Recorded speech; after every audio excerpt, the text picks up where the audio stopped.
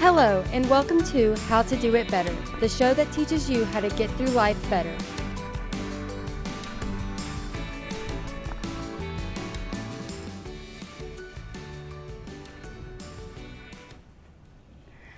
Hi everybody, I'm your host of How to Do It Better, Bailey, and so today we'll be doing something a little bit different. We're going to be doing some sewing. Now, sewing can save you money, it can save you time, and it can actually help you not look stupid. I know that's a big one. Don't want to look like an idiot when you do things. So the first thing about sewing is you're gonna need some tools to sew. I recommend this sewing kit. It's like $5, like Walmart. It's got everything you could ever need in it. Scissors, a couple needles, and even some different types of thread. So it has a thimble in it. Most people really won't need the thimble unless you end up doing a lot of sewing. It actually has a couple buttons and stuff like that. So this is highly recommended if you don't want to continue sewing, but you just need some stuff to start with. Now this is my sewing kit, and I have buttons, different kinds of thread, and then some other good things back up here. So the first thing we'll be doing is sewing up a hole in this cute little pillow here. Okay, where's our hole? Right here.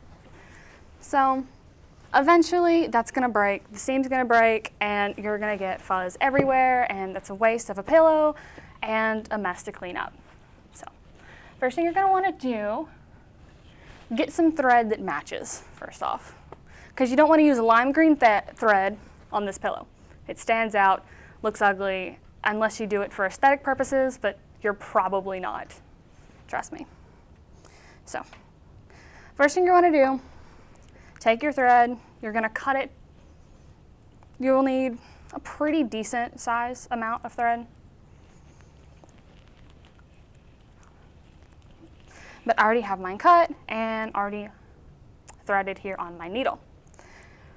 So it can be difficult to knot the needle, or knot the thread, but wrap it around one finger, and be careful not to stab yourself with the needle.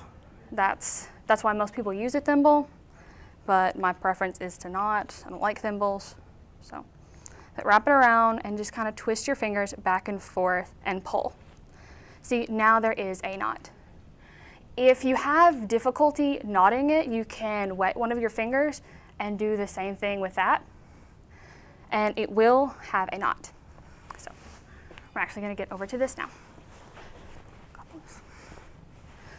Okay. And you're just gonna go through both sides of the material, pull it through, and it's gonna stop there at your knot. And the tighter that you put your threads together, so like I come back around and I get it really close to where I just put it through once. That gives you one good thing there. The tighter you get those together, the more it's going to hold. And the better your hold, the less likely you are to have to do this again. And so you just keep doing that over and over. So it can be kind of repetitive and time consuming, but it's easier, cheaper, stuff like that, than going out to go buy a whole nother pillow or something like that. And you can do this for anything, really.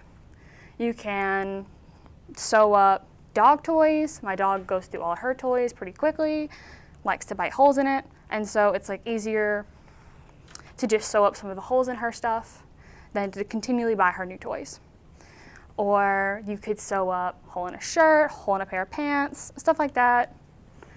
And if something's too long, you can do this and hem them. Pretty similar process. So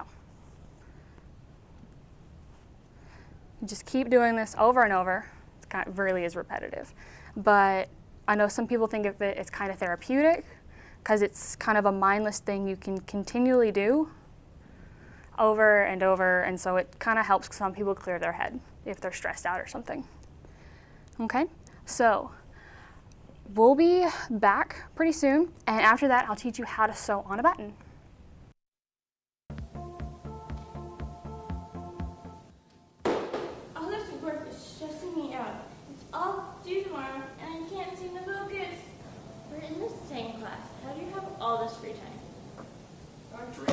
procrastinate. It's an energy drink that boosts motivation so you finish work faster than ever before.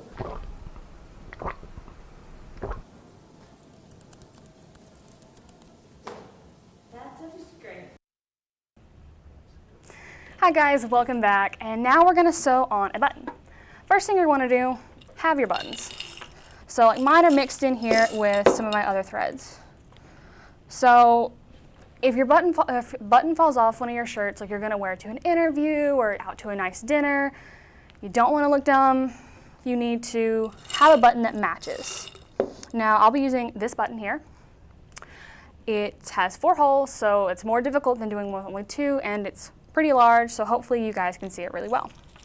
And then make sure to clean everything back up, because it's easy to lose a button, and then you don't want those scattered all over your house.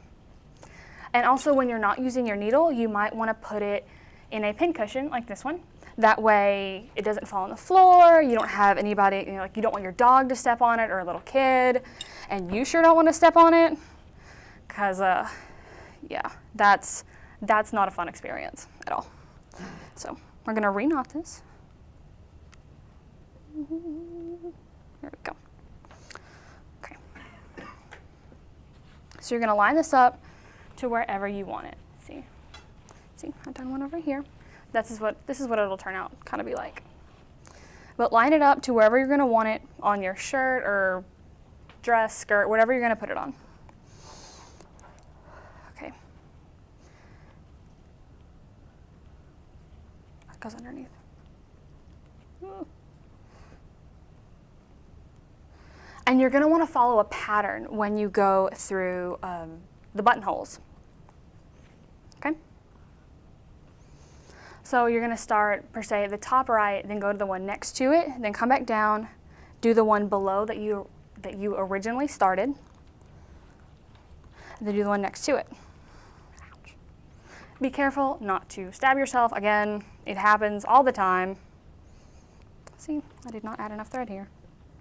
And see, not having enough thread, like so, it's not a good idea. And so if you have issues with that, you can just cut it, come back to your thread, take a long, because you have to split it in half whenever you do it here on your needle. That way it's strong and it does really well.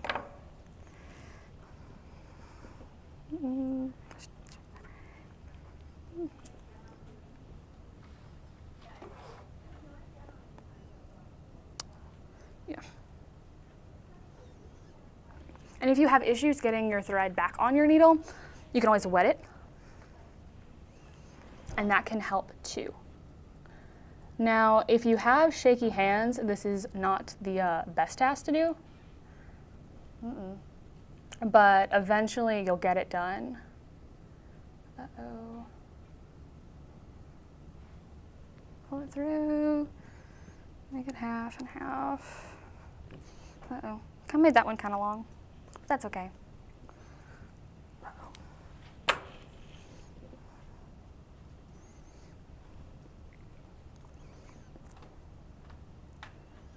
Uh-oh.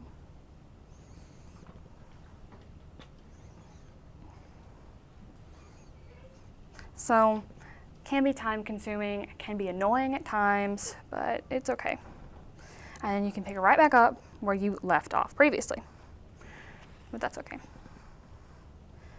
But you keep doing this over and over and over again until it's securely tucked in there. And then whenever you're done with it,